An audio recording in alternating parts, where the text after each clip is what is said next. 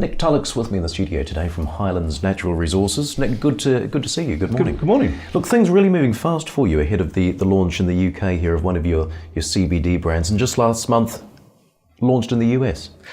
That's right. So things are moving extremely fast for Highlands at the moment. We established a CBD business at the start of our financial year, so at the start of April this year, and 3 months in we launched our first brand and our first products in the US.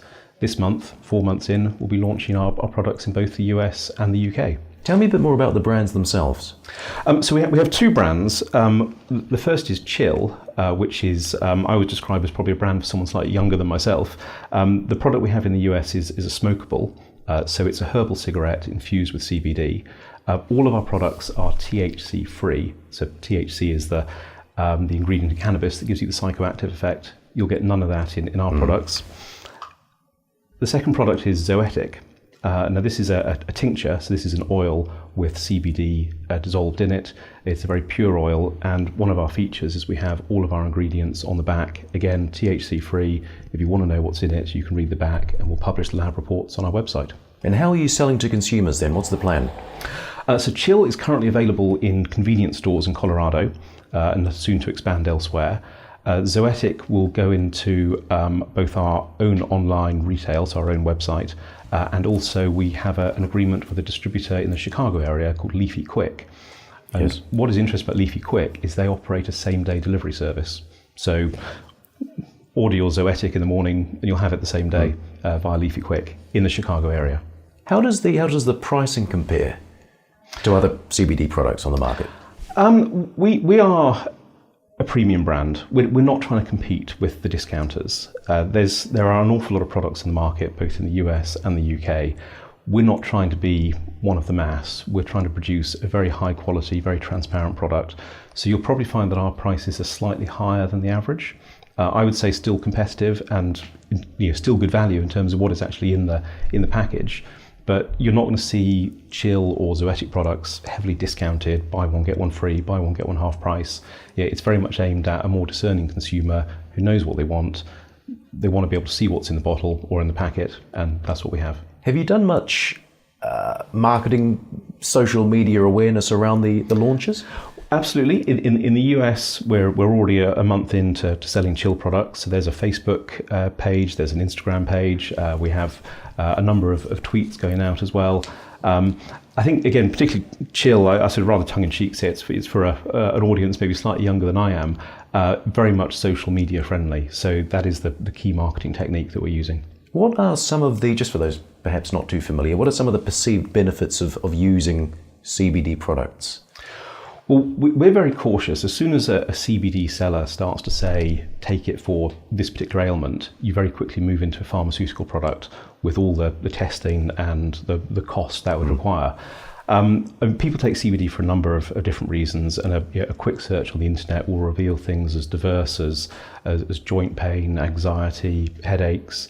We will not advertise it for any particular use. It's very much for the consumer to do their own research and be confident that our product is the right product for whatever it is they're looking to achieve. You mentioned at the start there it's a fairly new move for you into this area. Why does it make sense for an oil and gas company to do this? I know it looks very strange, doesn't it? We're an oil and gas company, but we also have CBD. The bridge is last year we successfully drilled a nitrogen well in Kansas. Nitrogen was 99.59% pure, and in the gas analysis we discovered that some of the balancing gas was hydrogen. And if you remember from your chemistry lessons at school, nitrogen and hydrogen create a very powerful fertilizer. So we tested that on cannabis plants during the early part of this year, and the results were amazing. A 30% improvement in the size of the plant, in the productivity of the plant. And again, so it's slightly tongue-in-cheek, rather like the Remington advert, I think from the 1990s. We liked it so much, we invested in the company. So we created our own business, hemp, not cannabis. The effect on the plants is just the same as it was on the cannabis plants. And rather than sell the gas as a commodity, we use it ourselves. Because I suppose that's an important point.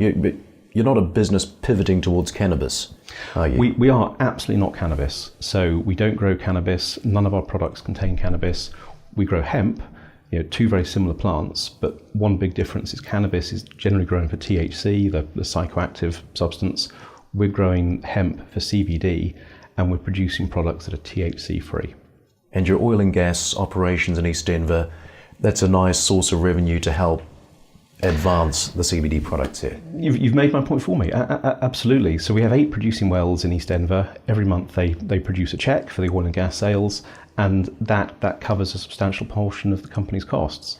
Whilst it looks a little bit strange for oil and gas to be married with CBD, actually what we have, whilst we build up the CBD business, is a very secure long-term revenue stream from our oil and gas assets. Have you put any numbers out as to what your expectations might be around some of the revenue figures for these products? We haven't, but where we're focused on are the two ends of the life cycle. So we think over time the growing and the manufacturing of CBD products will commoditize. Where we want to be is the start and the end.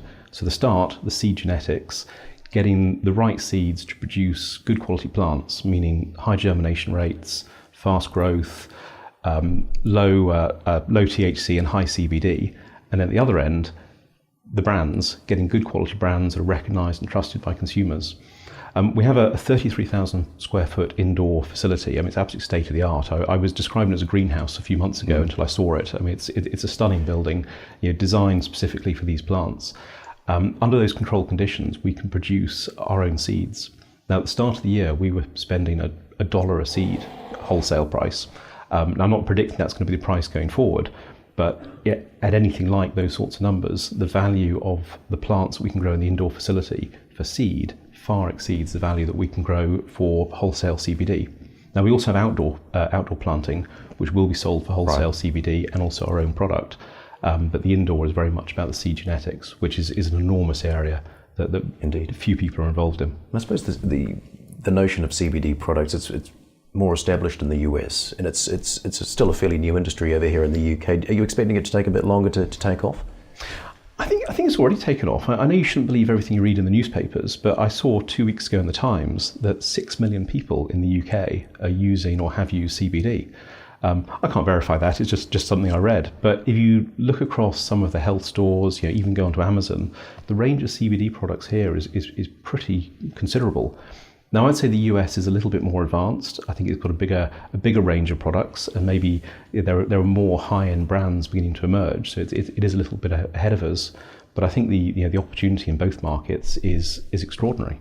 And I think as CBD matures as an industry, you'd expect consumers to become more discerning, and rather than just pick up a product because it's the cheap one, they actually want the product because it's the good one, and they've used it before, or it's trusted, they can see what's in the bottle, see what's in the packet, and that's very much the market we're aiming at. And further down the line, you're looking to introduce additional products here in the UK, like vapes, etc.?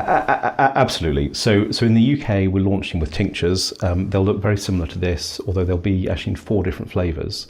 So natural, blood orange, melon, and peppermint. In the US, we already have the tinctures and we have the smokes. We'll be moving into vapes in the US very soon. Also chew packs, which I think are probably more popular in the US and continental Europe than they are here. Little pouches you put under your gum. They'll be one of our new launches in the US very soon. And then the same applies in the UK. We're a little bit, we're a couple of months behind, but the plan is to increase the number of products available. And as I look at different stores, the range of CBD products, the range of products that people put CBD in, it just gets more and more. I'm not saying we're going to get involved in this, but I've seen it in coffee, I've seen it in beer, I've seen it in confectionery, and lotions, shampoos. So there's a number of things we can look at. But first thing to do, establish the brand, get a foothold, prove the brand as a trusted CBD brand, and move forward from there. Nick, good to see you. Thanks very much for coming in. Pleasure.